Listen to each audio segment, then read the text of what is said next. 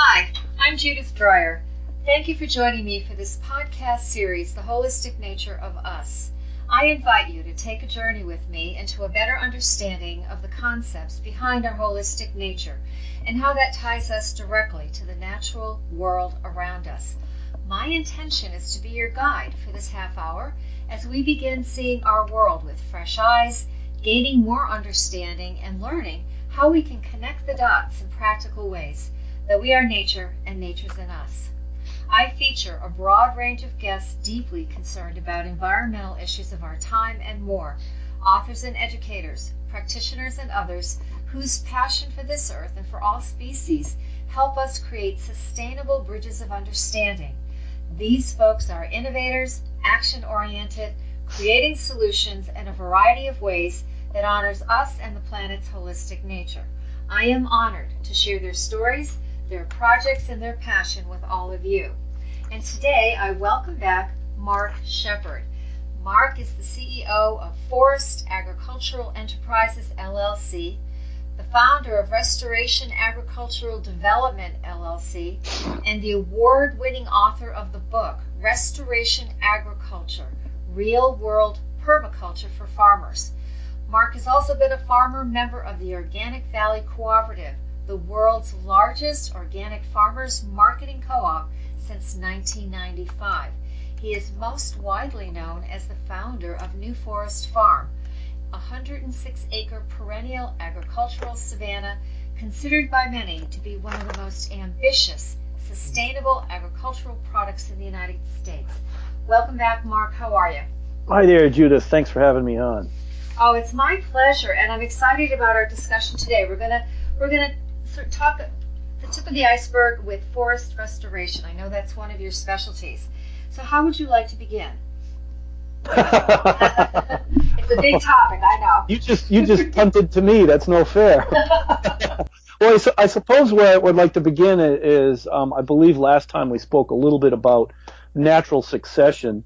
You know, and an example I could use of something that most everybody has seen is a old parking lot or an old abandoned field that over time different plants come into that space. It may start as like a bare dirt parking lot, and then eventually, grasses and weeds come in, and then thorny bushes, and then some shrubs, and then some trees, and eventually over time, you give it long enough, it'll become a closed canopy forest if there's enough water to support that, and if there's no disturbance, like a lightning strike, a wind throw, or a fire that goes through and sets it back successionally. So I guess part of where I wanted to start, if we're going to be talking about forest restoration, is the fact that a forest isn't necessarily a thing. It's a phase in time where the plant communities, mostly woody plants, trees, have closed the canopy, and there's no longer a lot of grasses growing underneath. There's a lot more shade-tolerant plants that grow in the shade of the forest. So I guess that's where I would like to start, if we're going to start and talk about forests. Well, that's actually a great definition, because what I'm getting out of the discussion is a phase. It's not necessarily what we think of as an end result or a permanent structure. When we see a forest, we think that's it. And what you're trying to educate us on is that it's one of many phases. Do I have that right? Yeah, it is. It is one of many phases. And if we think about, like redwoods, for example, a 5,000-year-old redwood tree, a redwood forest that's a long phase that it goes through. But eventually the redwoods get replaced by something else, or they continue to fall over and collapse and rejuvenate themselves from within. So it is a temporary phase. Then you take something like jack pine in northern Michigan and Ontario boundary up there. Jack pine, if you have pure stands of jack pine around it, basically 50 years, and that's going to burn. It's going to burn to a crisp, then it goes right back to a grassland, and eventually a jack pine comes back. So there are fast plant community types, and there are slow plant community types, and the redwood was one example of a really slow, long phase change. Mm-hmm. And here in New England, we have the oak deciduous forest, we have the maples, we have, some of the pines. And again, because every day I wake up and drive on the road next to the mountain, I see the forest. So I kind of think of it as an end result. Right. But I like what you're saying about their lifespan, and they are an ecosystem community, correct? Yeah, one of the things that was interesting about this, if you take the, it's historic human thinking and our own personal perspective. If you look at something that is gigantic when you're a little child, and then you're now 90 years old and this thing is still gigantic, you think it is like that, always has been like that. It just has a longer lifespan than you. Mm-hmm. One of the examples of that was in a place called the Hermitage in Maine. It's a stand of old growth white pine. Gigantic, like 4 or 5 foot diameter white pines that go almost as tall as the moon. Whatever the land management agency was, I think it was, a nature conservancy type group. They were going in and they were cutting and removing eastern hemlock, Canadian hemlock, from the understory from the white pine because they wanted to preserve the old growth white pine forest. It's like, well, that was short-sighted thinking that white pine, old growth white pine was this thing that was going to be there forever. It's not. White pine requires full sun in order to germinate and grow healthy. So this gigantic old growth white pine forest, maybe 200, 300 years old, sprouted when it was all wide open and clear in the sun. Once it creates the conditions of complete shade underneath it, changes the soil chemistry, the soil biology changes completely. The next phase happens to be the real shade tolerant plants, such as eastern hemlock that comes up in the shade under white pine. So by cutting the eastern hemlock from under the white pine, they weren't preserving the old growth forest. They were actually destroying the next generation of the old growth forest because that's what would replace the pines. Oh, isn't that interesting? We just have to think in longer terms. Mm-hmm. Well, we do, and some of those longer terms mean it won't be in my lifetime. Right, that's right. Which causes problems for farming. I mean, I need to make an income today. I need to feed myself and my family today. Mm-hmm. So tell me more about how you would restore a forest, whatever you've done in your neck of the woods or for other properties. So you have to come in and you have to do an evaluation to see what's been there, going there, what's coming there, what's the future. Am I right? Correct. First of all, we do a site analysis, and we send one of our staff to the site, and you look around. What is your place actually right now today? What are the species that are represented on your place today? Well, then what are you surrounded by? Because what you're surrounded by is going to continually drive your site by dropping seed on it or having animals pass through your particular property. Mm-hmm. And then we basically figure out what part of the country you're in, what are the basic plant community types, and then we'll imitate those. And our emphasis is on food production and feed production for livestock, because we can accomplish ecosystem restoration using natural plant community types. We'll substitute improved varieties of, like apple, for example, or hazelnut, or pine. We'll use a pine nut pine. We'll use agriculturally productive trees and shrubs and bushes and vines, then use animals to be the maintenance workers, doing the weed control, pest control, and disease control, and so on. So we get a full, complete, it's a mimicked ecosystem. Your place in Connecticut, if we were to redesign your property, it would look very similar to what's going on the park property next to you, similar species and all that, but it would be arranged more conveniently so we can plant it mechanically, maintain it mechanically, and actually harvest economic and food yields from day one. And so by using the animals, who was it? I read an article where I think it was the book by Peter Wollben from Germany, where they found if they put in oxen to take down the trees, they actually managed the forest much better. For some reason, the trees responded and stayed healthier longer instead of using the mechanical stuff. So I'm assuming that when you put animals in the field, how does that help with? They don't destroy anything, is what I'm getting at. Well, part of what's interesting, let's just take cows as an example, because they get a bad rap globally, because cattle actually have caused a great deal of deforestation and range degradation, desertification worldwide. But it's not their fault. It's the fault of the humans that are managing them. So when managed appropriately, livestock actually help and benefit that particular system. And if you think of just planting an apple tree in your backyard, if you plant an apple tree in your backyard and let it all go to the weeds, the weeds are going to compete for nutrients, for moisture. They're going to take light away from the tree. So it would be nice to do a little bit of weed control. One way to get some weed control is to have a grazing animal come in, eat that grass. That helps the apple tree to get more light and more nutrients, more water. Well, then the animal also provides a little fertilizer from urine and manure. So you just on that simple level, you got weed control and fertilizer for your crop tree. Now, if you leave a cow there too long and the cow eats all the grass in your backyard and doesn't move, because most grazers worldwide, all of them are migratory.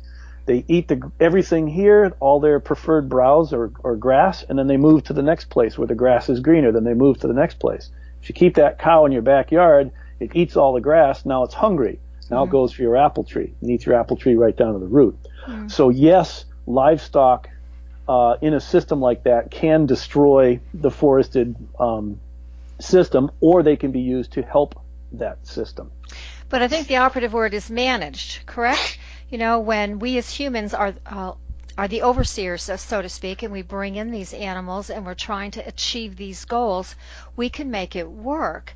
I think what I'm also hearing from you is that you're busting down some of the old paradigms about how we have to work.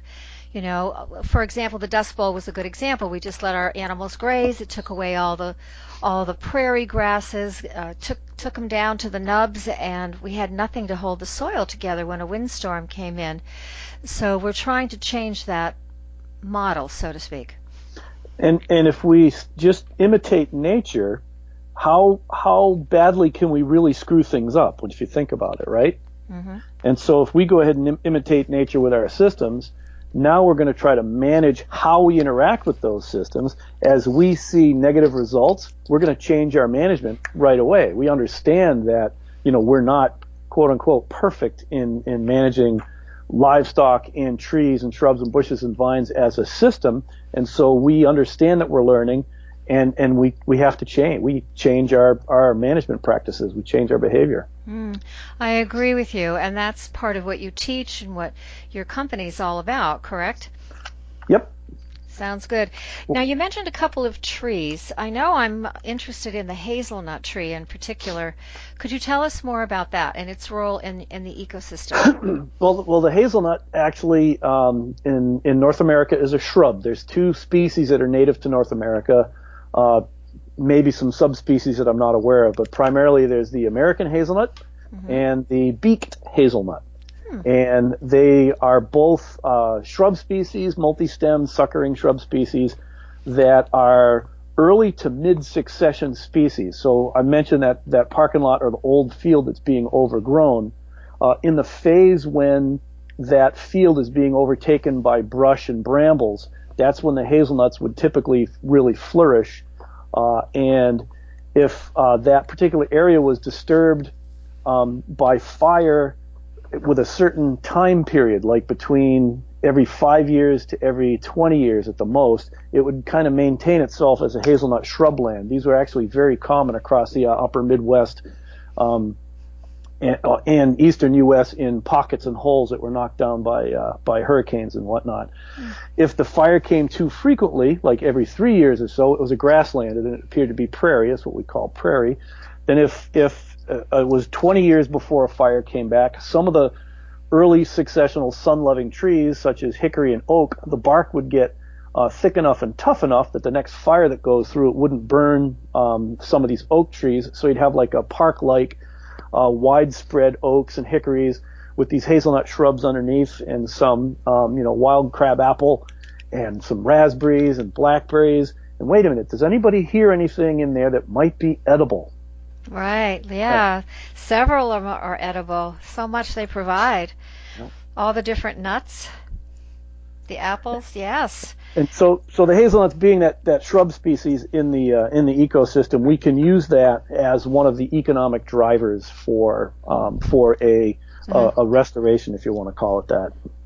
Are we using the hazelnut oil yet for biodiesel? Well, it's worth too much to just put in an engine and burn.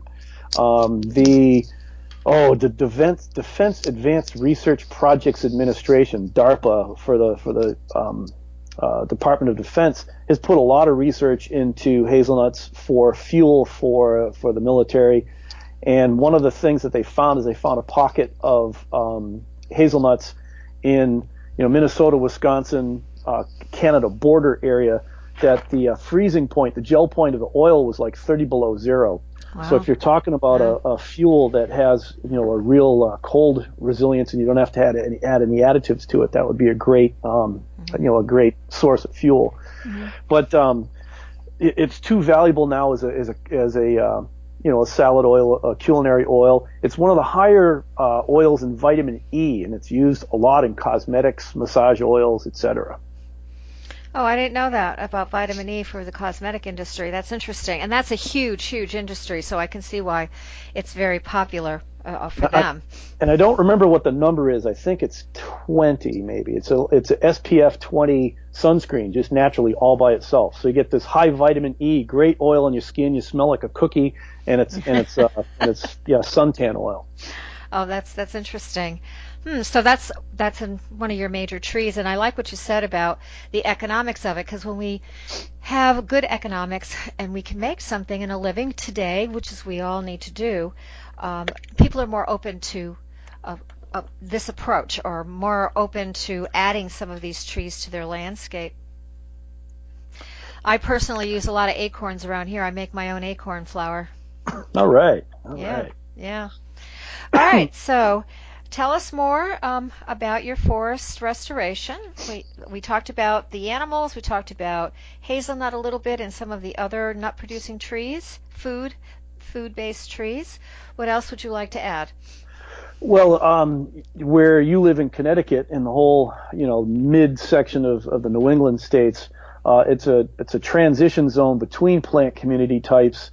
A lot of the if you go like in far northern New York State, Vermont, New Hampshire, Maine, etc., you'll notice it starts to transition more towards the evergreens, the spruce and fir and pine. It's more subboreal, which is closer to the Arctic Circle, whereas down south you'll have more of the the oak and the hickory. It's a warmer, drier type climate. Well, that transition in between, you also include you have some of the northern species that are coming south and some of the southern species that are coming north. So you're this mixing of plant community types where you are. And if you think about a tree, an oak, for example, or a white pine, for example, if it lives 300 to 500 years, the roots are constantly exuding certain chemistry into the soil. The leaves are dropping and changing the chemistry of the soil. That's changing the biology of the soil. So the longest living organisms on a site change the flavor of the site, and only things that are compatible with that dominant tree will actually live in that system. A classic example is black walnut. A lot of people say that, well, things just don't grow under black walnut. Well, certain things don't grow under black walnut because they can't tolerate black walnut. Mm-hmm. So in your area, if you look at white pine as one dominant plant community leader, we'll call it, and the oaks as another plant community leader, you look at the other plants that you find naturally out in the wild. So next time you go on a hike next door, when you go out into the woods, go to a place that's extra heavy with pines, and then walk around and look and see what other plants you see there. See what understory trees, shade-tolerant understory trees are growing with those pines. What kinds of vines are growing there? What kinds of flowers on the ground? You're probably not going to see a lot of flowers this time of year in February or March. Nope, just Princess Pine.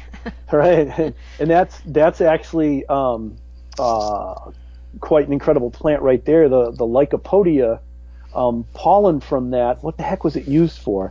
There was a few years that I actually harvested the little pollen producing, forget what they call them on those little princess pines, and I was selling them to a medicinal herb company for some kind of supplement. I don't remember what they were using it for. So there's all these different species that if you are wild crafting, you have to make sure that you're not degrading the resource base. But if you're going to design your own system at home on your own property, we want to include as many of those things as possible because they have markets and they belong with the white pine.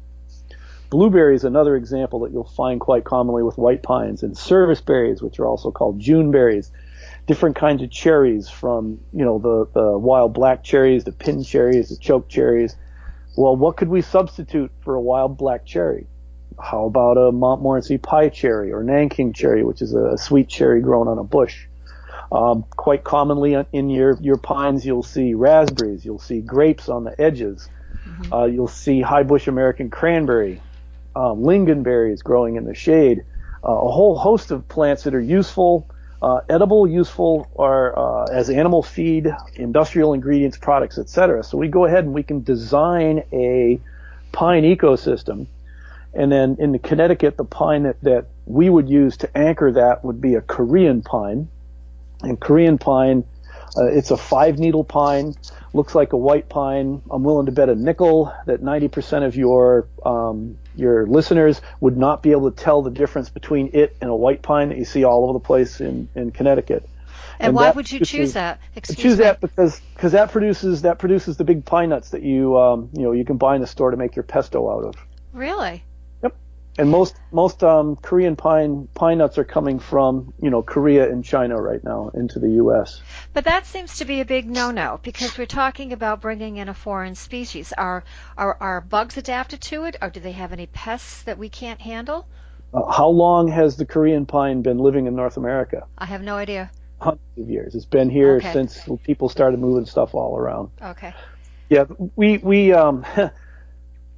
do use substitutes for species. The substitutes that we use are generally more productive of a crop, and that causes some issues with people who are just dead set against anything that's not a native. Right. Well, what we don't do is we don't go, for example, because I have the opportunity right now. I've just been contacted a couple of weeks ago. These folks in Poland asked me if I would import this particular kind of kiwi vine that produces, wild kiwis in a very northern climate.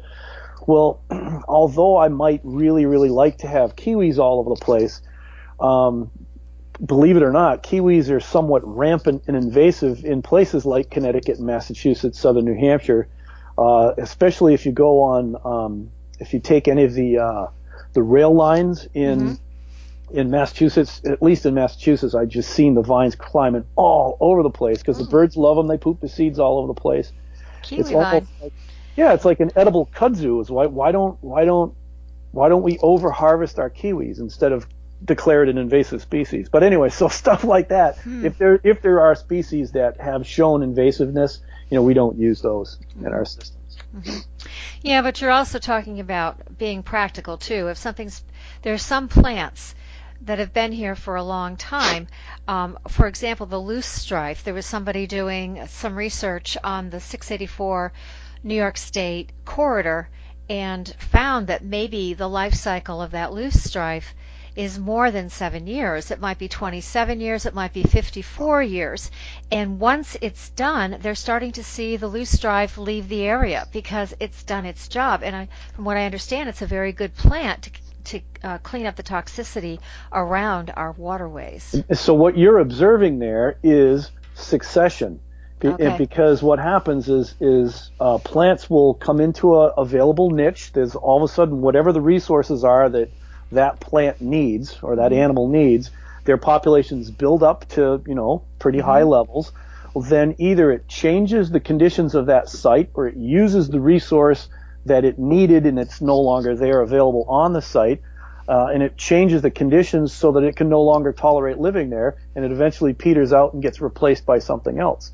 That's the same phenomena as I described earlier with the white pines being undergrown by eastern hemlock, is that after 4, 5, 6, 800 years of being there, the white pines have just pined it to death, and you can't, there's nothing left for a pine there. The trees are all old, they start to fall over, and the hemlocks have come up underneath them and they will replace them eventually. It's the same phenomena And that's one of the things that as a student of ecology and in natural communities, et cetera, one of the big challenges that I see anyways is with these species called invasive species. Well, what is their life cycle? Right. What happens if we let them run their course, and then what comes after it? We don't know in many cases, because first thing we do with an invasion is we go fight the invasion. And we keep it set in that early phase, and it keeps wanting to come back instead of let it run its course and peter out.